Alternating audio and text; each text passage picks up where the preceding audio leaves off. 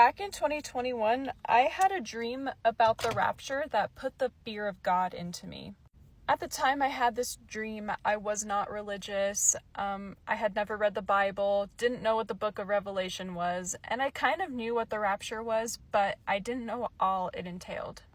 In my dream, I went outside and the sky was this horrible, burnt orangey red color, and I knew something terrible was about to happen. But then, all of a sudden, hundreds of these bright beams of light started coming down from the heavens, and it was like that stereotypical image of the rapture that we all have because of movies, except these lights were in the shape of crosses. At the very top of the light, there was that cross shape going on, and I was like, oh my god, it's happening. I wasn't even religious, but I knew what was supposed to be going on. And so all of a sudden, I look up above my head, and there's this bright white beam of light on top of me. And then I start feeling my feet, lift up off the ground. And I cannot describe to you the emotion that I felt. I had never felt such elation. It was pure joy. It was happiness on a level that I didn't even know was humanly possible.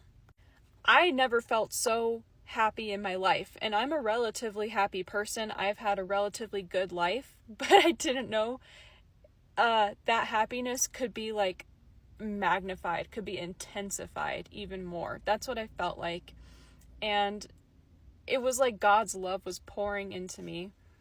So I get to the top, to heaven. It's nothing how I expected it to look, and I'm not claiming my dream is supposed to be a biblically accurate representation of the rapture, of heaven, of the events in the book of Revelation. I'm not claiming any of that, but I am saying I do believe this dream was given to me as a sign that I need to make things right with God, that I need to go back to Christianity, that God was calling me.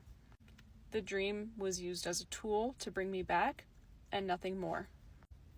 So I get to heaven, and it's, again, nothing how I would expect it to look. It's just this, I'm in this big empty room. It's all white, and I'm alone, and there's this big giant table, desk in front of me, and it has my picture on it, and there's two lists next to my picture.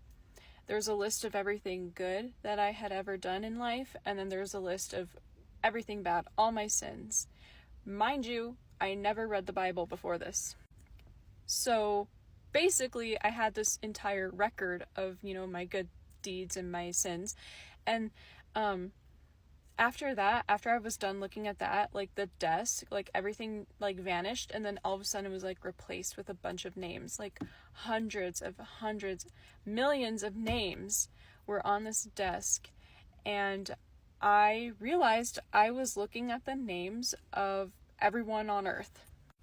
And, all of a sudden, names all across the board started glowing in white. And I was like, what does that mean? Why are these names glowing in white? And just as soon as I asked, I had my answer. And these names were glowing in white because they were the people who were left behind on earth that were trying to pray to God, that were trying to reach out and call for God's help. Because whatever was happening on earth at that time was so horrible, so terrifying, so bad that people were scared. Even religious people were so terrified that they had nothing else to do except call out to God. So the names that were glowing in white were people who were literally on their knees in submission, in prayer, asking for help, suddenly turning to God because they have no other options. God is their only option if they want to survive. Whatever was happening on earth, I have no idea what it was, but I know it was horrible. I know it was supposed to be the apocalypse. So I, at that point, realized I can look up any name that I wanted. So I searched my brother, And I was so heartbroken to see that his name was glowing in white, because it meant he wasn't here with me. He didn't come up, and he was left behind on earth, and whatever was happening was suddenly making him pray to God. And he's not religious either, so he was praying to God because it was so bad. And then all of a sudden, names just start going red. All of a sudden, just hundreds of them start going red, and I was like, what is that? And immediately I knew they were dying. These people back on earth were now dying. They were casualties in the apocalypse that was happening. And I looked up my dad's name, and his name was in red. And I woke up after that, and I was in tears because, again, I had just learned my dad died, and that my brother wasn't there, and he was probably going to die too. And that's why this dream was so terrifying to me, and why I felt so emotional over it, because I was like, the only thing you can bring into heaven with you is other people. And if I can't have the two people who I love the most in my life, my dad and my brother, there with me, what's the point? So I took that dream as a sign that I had to get right with God. I had to go back to God. I understood that he was calling me, and, a bunch of other things happened after that. This was just the beginning of my testimony. It took a little bit more convincing for me, but, other weird things were going on, like not just the dream. It was just the tip of the iceberg, but, I was given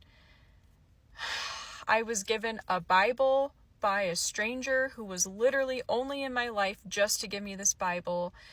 I can do a whole nother story on that. Other things were going on, and I was like, okay, I see the signs. I understand.